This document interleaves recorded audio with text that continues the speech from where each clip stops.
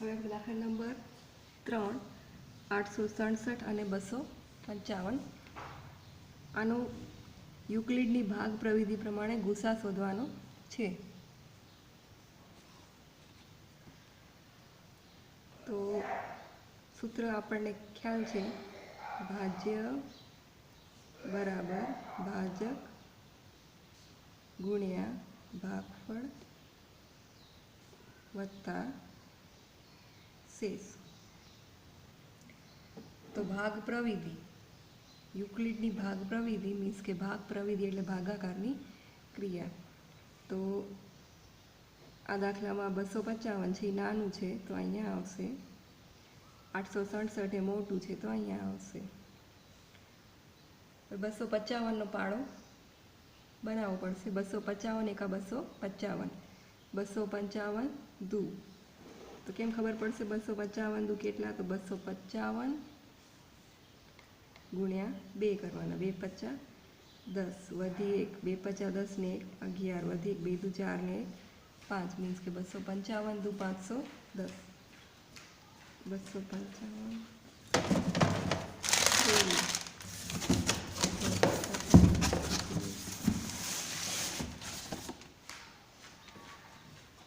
3 પચા 15 વધી 1, 3 પચા 15 ને 16 વધી 1, 3 દુ 6 ને 7, તો 255 તેરી 765, 255 ચોકે 50 20 વધી 2, 4 50 20 ને 2 22 વધી 2, 4 દુ 8, 4 દુ 8, 8 ને 2 10, તો 255 ચોકે 1020 વધી ગયા તો આપણને 255 તેરી મળશે 765। 7 માંથી 5 ગઈ તો 2, 6 માં 6 ગઈ તો 0 અને 8 માંથી 7 ગઈ તો 1।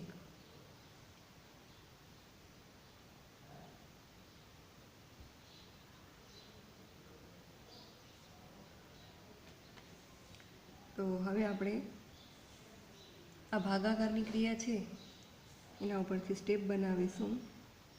શું થશે? ભાજ્ય પહેલાં આવશે ભાજ્ય, તો ભાજ્ય કેટલા છે? 867, પછી આ બરાબર ભાજક 255, પછી ગુણ્યા ભાગફળ 3, પછી આ વત્તા શેષ 102।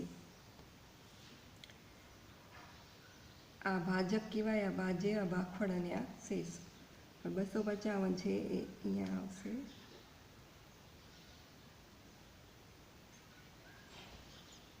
હવે 102નો પાડો બનાવવો પડશે। 102 એકા 102, 100 દુ, તો 100 દુ થશે 204, 102 ગુણ્યા 3, 102 ગુણ્યા 3, 3 દુ 6, 3 0 0, 3 એકા 3, તો 102 તેરી 306 એ વધી જાય તો 102 દુ 204 કામ લાગશે। 5 માં 4 ગઈ તો 1, 5 માં 0 ગઈ તો 5, 2 માંથી 2 ગઈ તો 0। હવે આ ભાગાકાર આપણે કર્યો તો એના ઉપરથી એક નવો સ્ટેપ બનાવશું। 255 ભાજ્ય, 102 ભાજક, 2 ભાગફળ અને 51 શેષ।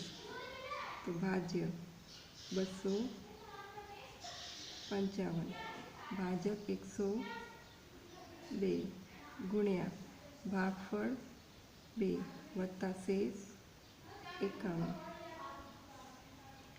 હવે 102 છે એ અહીંયા આવશે, હવે 51નો પાડો બનાવીશું। 51 એકા 51, 51 દુ 102, 2 માંથી 2 ગઈ તો 0, 0 માં 0 ગઈ તો 0, 1 માંથી 1 ગઈ તો 0।